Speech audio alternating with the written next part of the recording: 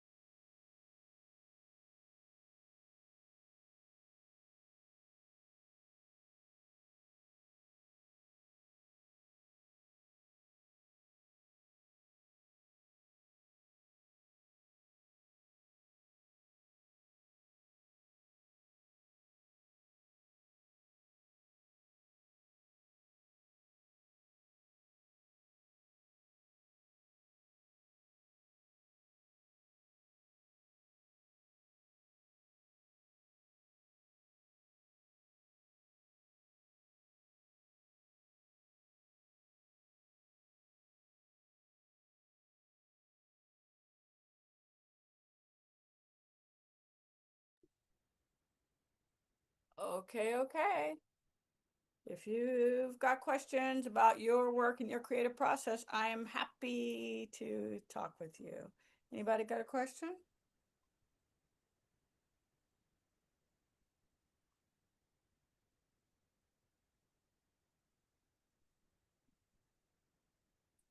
Hi, Sasha. Please unmute and ask your question. Thank you.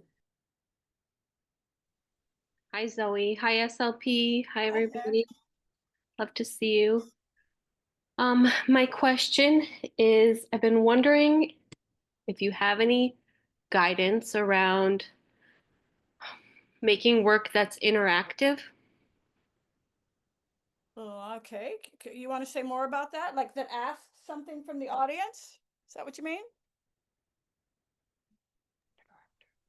Or like choose your own adventure, like a book, like a novel that, you can say on when you get to page 27, you can either go to, like, what do you mean? Can you speak? Okay, yeah, I think, maybe more to the first one where it's like, yeah, theater Mm-hmm. where you want the audience to participate, but Mm-hmm. obviously it's, maybe uncomfortable Oh. for people to do that. Mm-hmm. So, Mm-hmm. Mm-hmm. um, Yeah. how do you make it like clear and welcoming? Mm-hmm. Mm-hmm. Yeah, that's a great question. Yeah,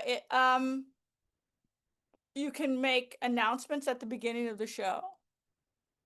You can put announcements in all the advanced, press, or have the ushers tell people, or, like if you want to participate, sit in this section. If you don't, you know what I mean? You can do that kind of thing, which is kind of just giving folks a heads up to what might be expected of them.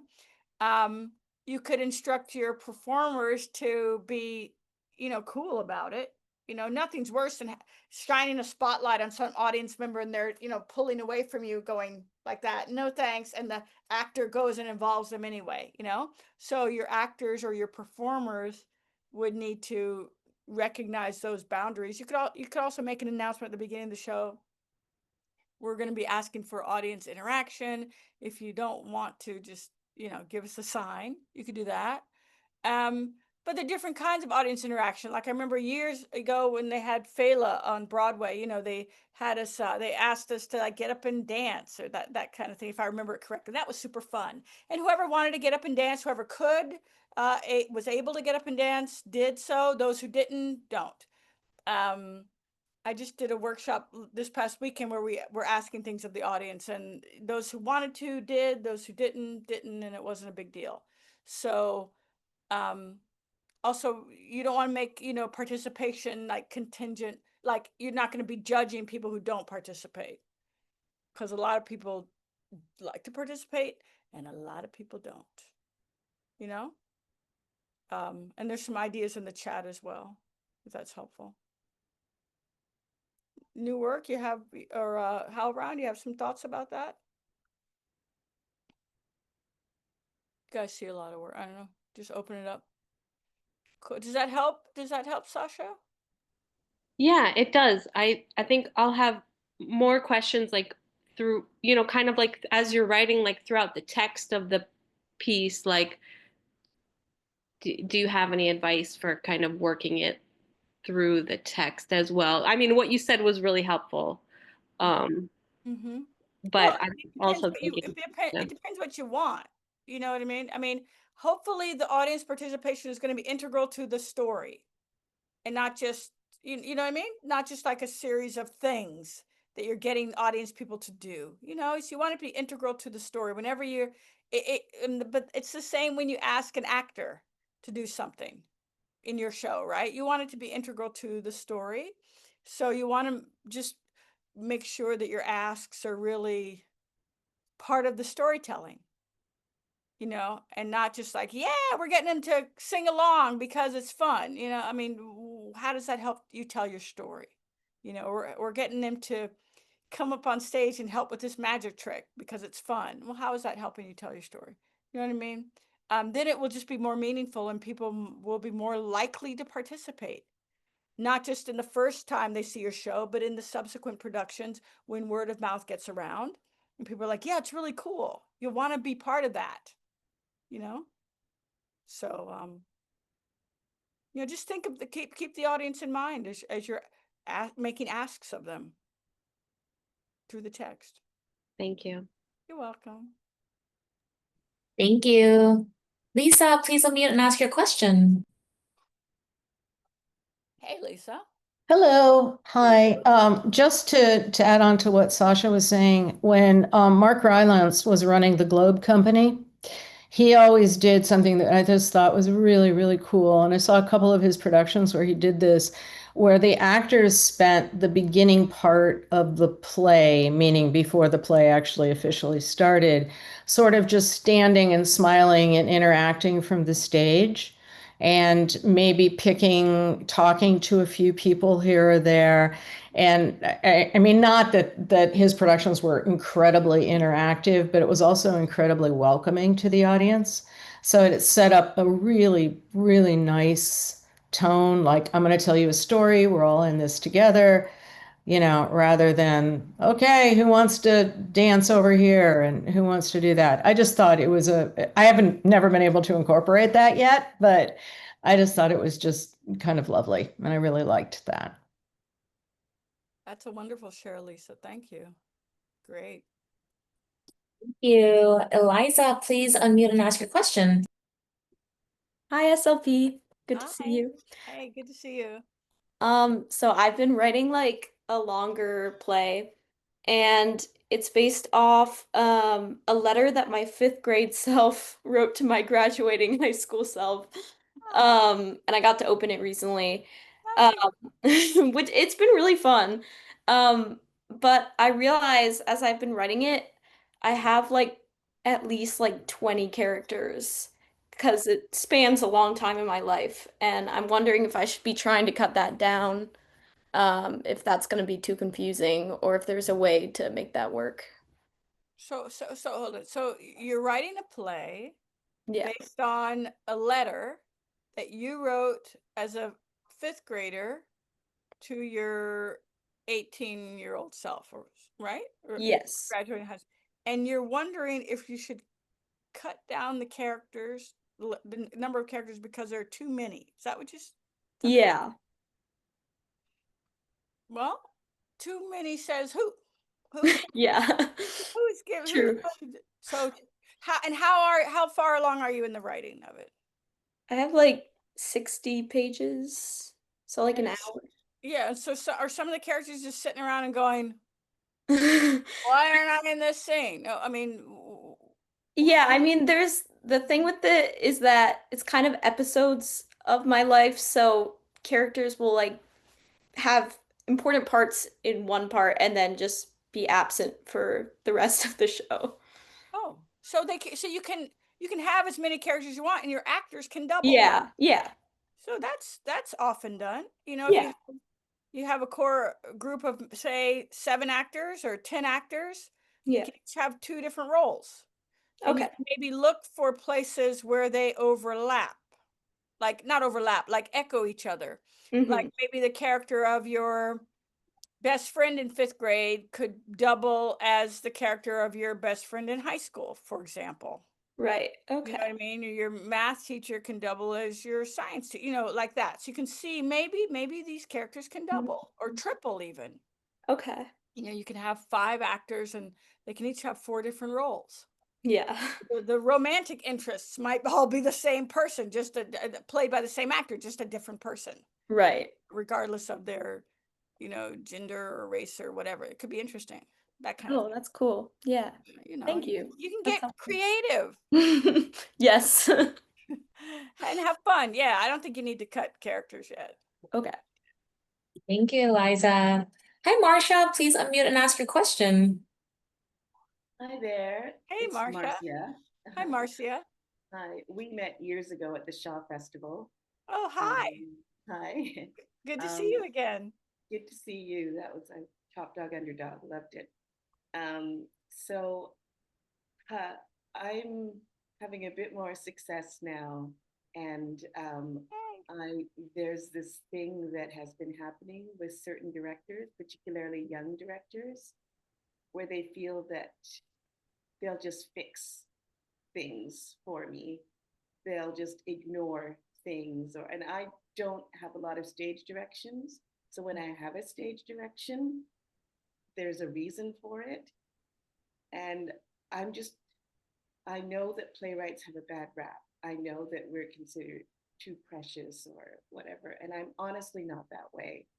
So I'm just wondering what thing I can do beforehand or first day of rehearsal, whatever, where I could still come across as friendly, but not like the neurotic playwright trope that's out there. Oh, girl, that's a great question. I was not aware of the neurotic playwright trope. Haven't heard that one. I mean, I have heard things like, you know, when a woman person type might say what she wants, she's called controlling, whereas a man person type might say what he wants, and he's called decisive. I've heard of that. I haven't heard of the neurotic playwright trope. Look, girl, it's okay. You saw us young directors. Is this just young directors or directors across the board? No, I don't know. I think there's a school of thought that the playwright hands it over, and now it's the directors, and just stay out of the rehearsal hall. Okay. And Well, I don't know. Okay, let's cut it. Sorry. I don't know what school. I mean, Eliza, you have this school that says you have too many characters. Marcia, you have this school that says a school of thought. Let's leave that in the school of thought, wherever Okay. that school is. That does not have to be adhered to. I agree. That's somebody's idea, Yeah. just like some other ideas that I won't get into right now that we can probably all agree are kind of like not great, you know? Okay. So Right. here's another school of thought. This is gonna be really radical. Oh my God, you wrote the play, Marcia? You know what you're doing. You know what you're doing, and you've written some stage directions, and you can say at the beginning of rehearsal, oh my God, I'm so grateful that this company, this amazing company, and these super talented actors, and oh my God, this awesome director have taken on my play. I'm so grateful. And hello, like August Wilson used to say, where were you when the page was blank? In your back pocket. Yeah. So you can say, and I wrote this play, and I'd love for everybody to read it as I've written it. And if any, development needs to happen, I'd like to be part of that development. Since that's the school that I go to, that's my faith that the writer is respected, because all those wonderful, smart, brilliant, generous, kind, attractive, decisive folk who are helping you put on your play wouldn't be there if you hadn't written it. And writing is a lot harder than most people think. Okay? Otherwise, more of them would be doing it. Rewriting is a lot easier. A director or a producer or an actor, they can look really smart, or another writer can look really smart when they give you notes on your writing. Rewriting's kind of easy. Yeah. You know what I mean? That's like Monday morning quarterbacking, or, you know what I'm saying, right? I do. What you should have been doing. But it's very useful, and we love notes. And yet they should be given with the understanding that it's a secondary or tertiary, it's a second stage or third stage kind of talent. Right? Not to diminish, but just to put things in their organizational order. So August Wilson said it great. Where were you when the page was blank? He used to say that. I've written that down. Okay. August Wilson said that. So we go to the school, we belong to the church of, where August Wilson has one of those, what do you call it? Stained glass windows. Okay. Yeah, who was that other man whose name was Lloyd? Was it? Oh, Lloyd Richards? Lloyd, yes. I don't know. There are a lot of Lloyds. Yeah, he worked on the original production of Raisin in the Sun, and he came up to Toronto and I'm told a sorry. story that there was a scene that just wasn't working, Mm-hmm. and he had all the drafts, and Mhm. he cut out the line from this draft that worked and the line from that draft that worked and this line, and he spliced it all together and gave it to the cast. And the next day, when Lorraine Hansberry saw it, she stormed up to him and she said, "Don't you ever do that again. It works and it stays, but don't you ever do that again." You know, yeah, Lorraine Hansberry. Yeah, yeah, yeah. Sit down. You know what Thank I'm you saying? so So much. at least we have to at least give the writer the benefit of the doubt, or the you know what I mean? And I allow do. her, him, them to talk about their work in such a way, especially if you're breaking new ground and doing kinds of theater, doing kinds of theater that haven't been seen very often, telling stories of situations or peoples that haven't been heard from too much. You know, um, there's certain formulaic ways of telling stories. All narratives don't fit in those formulaic ways, and we just have to acknowledge that. And so your play is not a feral cat. She don't need to be fixed. Hello, please. Okay. So, and unfortunately that then, when you do stand up for yourself, then there's certain labels that attach to that, and just say, no, excuse me, I'm not a whatever way you've labeled me in order to dismiss me. I'm a writer and I wrote this, right? So yeah, and it also tells you to make a list of all the people who you work well with and gravitate toward them, and make a list of people who you don't work so well with, where, as they say in Hollywood, it's not a good fit. It's not a good fit for us, and just move on. Don't work with them again. Thank you. Thank you. Yeah. Urgh. Thank you, Marcia. Hi, Lauren. Please unmute yourself and ask your question. Hey, Lauren. Oh, Lauren, I think you need to unmute. Thanks, Zoe. Oh, thank you. Okay. There you Thank go. you. Ms. Parks, it's Zoe and everybody. Nice to see all these artists. Wonderful. My question is about I have been given the it's not advice, but sort of a polemic about playwriting, that if you write a play that is somewhat autobiographical, which a lot of people do, it has autobiographical elements to it, it could be difficult because you tend to make the protagonist more reactive than proactive. And I think that's very interesting because my play is somewhat autobiographical. And I think that's something I think you need to contend with when you're working on a piece like that. But how do you kind of make sure, look at your brain to make sure you're being proactive, you're using the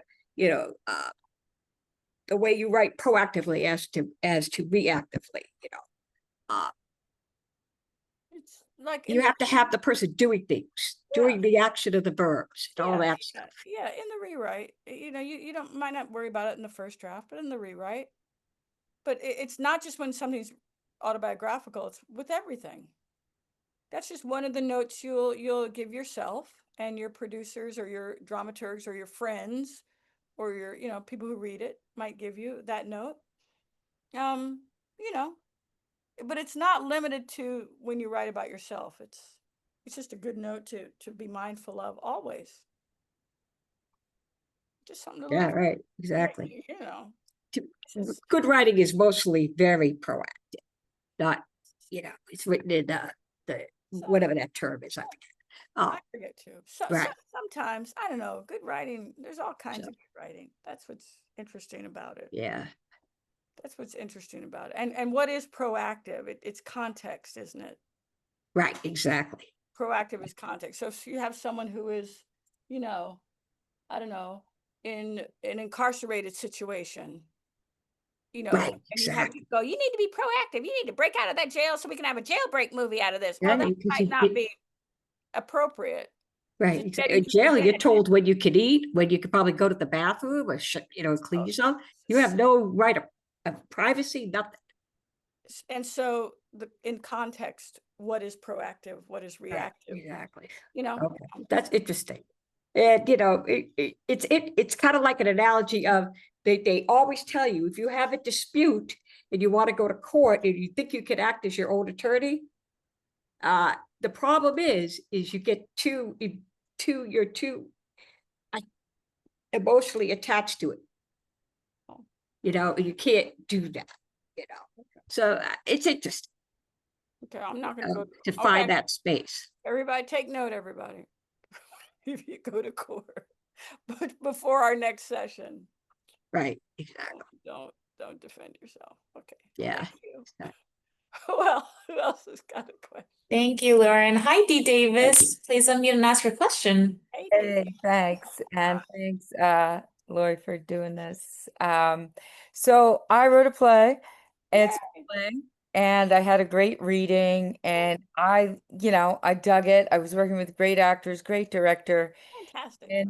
And then like I went to lunch with some friends and they didn't even know like the opening was a dream sequence. And then I was talking to this lit manager and she's like, "Well, I got that it was a dream sequence, but I wanted more reality bursting in." And I just found myself like, and so I started a rewrite and I found myself like getting caught up in like hearing their requests. And so like I'm trying to break out of that, and I guess I'm struggling a little bit because I feel like I'm losing my play by catering to others. And so like Mhm. any advice, especially when you're working with theaters that you want to work with, or like how do you I don't know how to navigate that. I feel like I have to cater to this lit manager or something, or the director.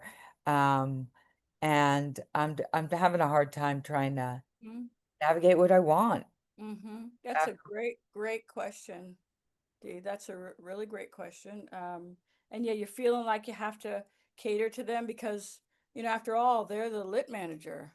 Yeah, and they're great. I mean, what they said was cool and right. Yeah, it's got to break through, but I found myself creating stuff that took the whole act in another direction, and I got scared. Mm-hmm. And like, am I going to lose the grip on what made it special in my mind? Right.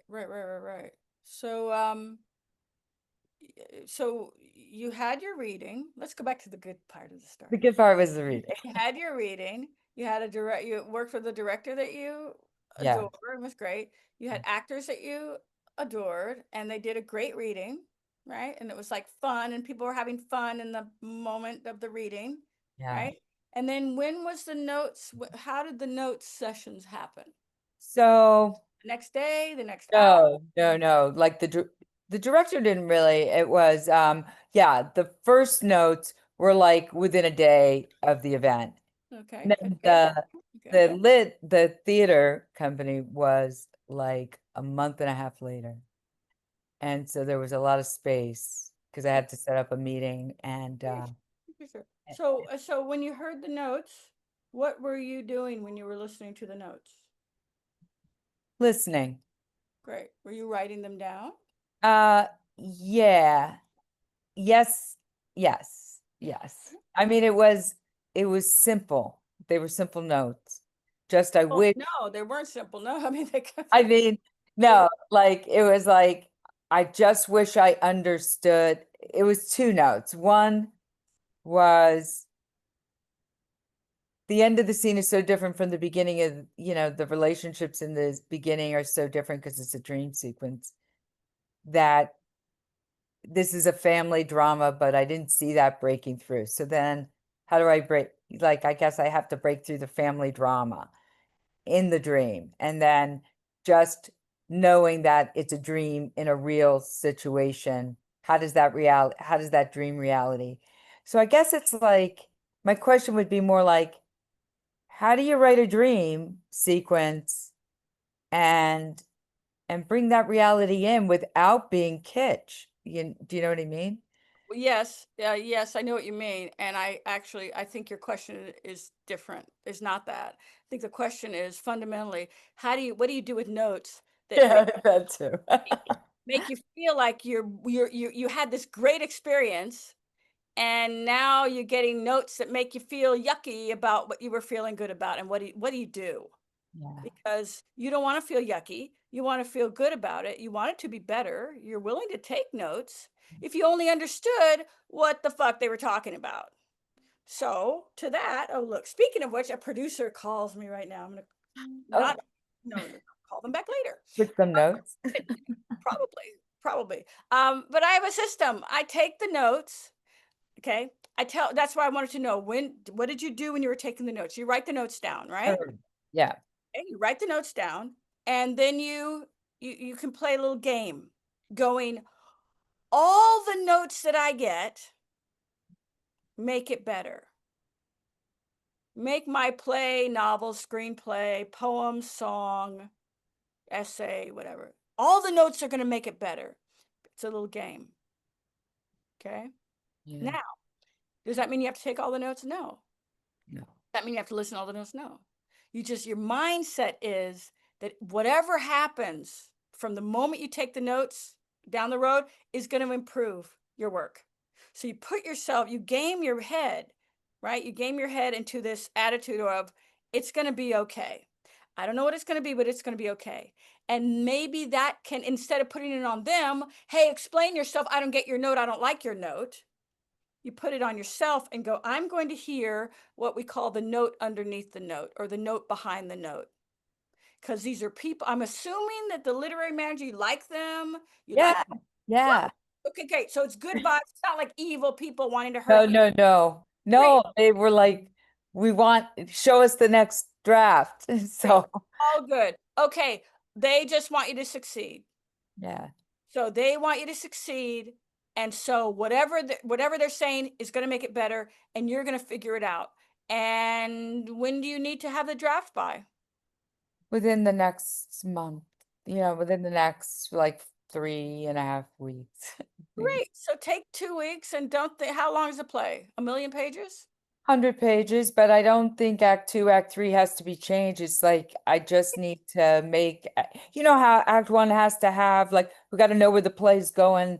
We got to know a little bit of direction, I feel like. Like, Great. that's cool. I get that. Great. So don't do anything for like a week, right? Uh, Make sure you have the notes written down. Don't do anything for a week. And do you have like a meditation practice? Yeah, I kind of like light a candle, I I breathe. like light a candle. Yeah. Uh, I kind of like, when do you kind of like light a candle, Dee? Well, sometimes I stay up kind of late. Sometimes I get up really early. It's either when I'm in the darkness of night or in the darkness of Phone morning. early in the morning? Yeah. You do? Yeah. Okay. Sometimes I can't sleep because it's like, Yeah. So don't do that. yeah. Okay. You need to you need to pull yourself in. Okay. Yeah. So why don't you, just as an experiment, don't worry about your play for a week. All right. All you got to do is something in the first act. Great. Okay. You'll show that you've at least thought about their note. Don't worry about it for a week. Just try this. Get up. Don't look at your phone first. Because no one on IG is going to help you. No one on whatever Snapchat, whatever you're looking at. No Snapchat. I don't know what to look at. Anyway, you know what I'm saying? Yeah, I totally get it. It's in here. You got to listen in here, inside. So Yeah. the first thing you do is, I get out of your sleeping arrangement, because you're going to, quote, light a candle or whatever. And I don't want you doing that in your sleeping. No. Okay. I want you to turn your house on fire. You're going to light your candle or whatever. You're just going to sit there and breathe and look at the candle and just say, I know what to do.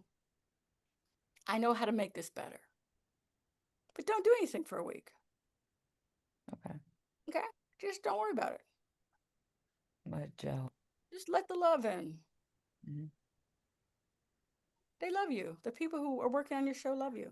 What can be better than that? Pretty much nothing. Don't block it. It's like you're resisting some good energy. Don't worry about it. Yeah, it's fair. Yeah. Oh, well, don't worry. And the worst thing you do, what? You lose your play. You lose your play. Oh my God. And you go back to the draft that you really liked, that everybody liked. And there it is. It's not like you're going to like burn it unless you. No, no, it's quite numbered. Yeah, Don't worry about it. cool. It's taken care of. Just know the spirit's got this. Just let it in. Okay? Just receive the good vibes. I will. Okay? Namaste. Thank you. Hey, thank you. Great question. Thank you. Thank you. Hi, Erin. Please unmute and ask your question. Erin? Hi. I have a question a little bit about editing process. Like, how do you start editing, and any tips about editing? You've written your thing and you've written your play, and then you kind of, where do you start kind of editing? Yeah, just where do you start editing? Magic scissors. Yeah, exactly. Take your candle. You've Yeah. written your thing. You've gotten to the end, right? Is that correct? Right. Yeah. Fantastic. All right. Have you let it cool for a minute, like a week or something? Have you let it like cool down a little bit? Yes. Great. Yeah. Like if I you're don't know. making a pie, you'd let it cool, right? So Right. that's not much cool. Great. And now you can look at it and you can read it with relatively fresh eyes, correct? Okay. Yeah. A really long piece? Yes. Great. Yes. 1,000,000 pages? No. 300 pages? Little over 60. Fantastic. Okay. So you can do it in increments. So start at the beginning, Okay. right? And if you're able to do, like, read just the first page, Okay. standing up. Okay. Stand up, move around, read it out loud. Okay. Notice where you go, where you're, right? Where it flows, that's working for the moment. And where it's kind of hiccuping, catching, you're kind of getting a little bored. That's something that you circle with your pencil or your pen or your magic marker, whatever. That's something you need to look at. Okay. Just and do maybe, I don't know, you can set a goal post for yourself. Like if you want to be done in, say, a week, then you're going to work through 10 pages a day that way. If you want to be done in a month, then you're going to work through 2 pages a day that way. Okay, and you're just going to circle and you'll get ideas, you scribble, you write some ideas, okay? But you have a goal for yourself when you want to be through the have worked through the whole thing. It's really where you can tell your body's going to tell you where it's working well for this draft, and your body's going to tell you where it's working not so well. Okay. Great. Great. Okay. Thanks. Thank you. That's wonderful. Thank you. Welcome. Thank you, Erin. Hi, Bill. Please unmute and ask your question. Hey, Bill. Hi, thanks for this opportunity. I'm working on a new piece.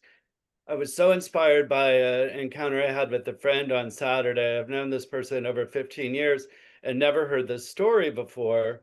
And it's got all the elements of really a great play or great short story, but it's her story.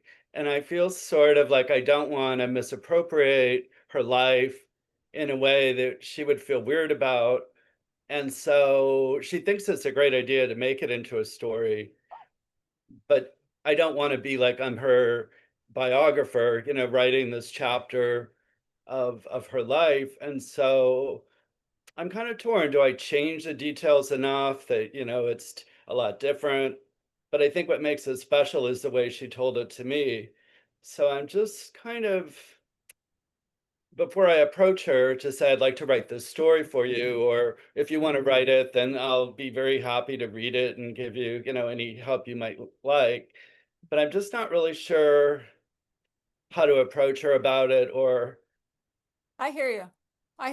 That's beautiful that you're concerned and that you've heard a great story told to you by a wonderful friend, and you're mindful of how to go forward with it. The interesting word you use, I want to write this story for her. For her. Oh, interesting. It's just, it's so impactful. I really just see it it's one of the most amazing stories I've ever heard. So, But you want to write it for her, not and for others to benefit from this. how comfortable will she be if you change some of the details? I think very comfortable. It's about a reunion with her father that gave her this teddy bear when she was a year old, Mm-hmm. and then they reunite when she's 24. Mm-hmm.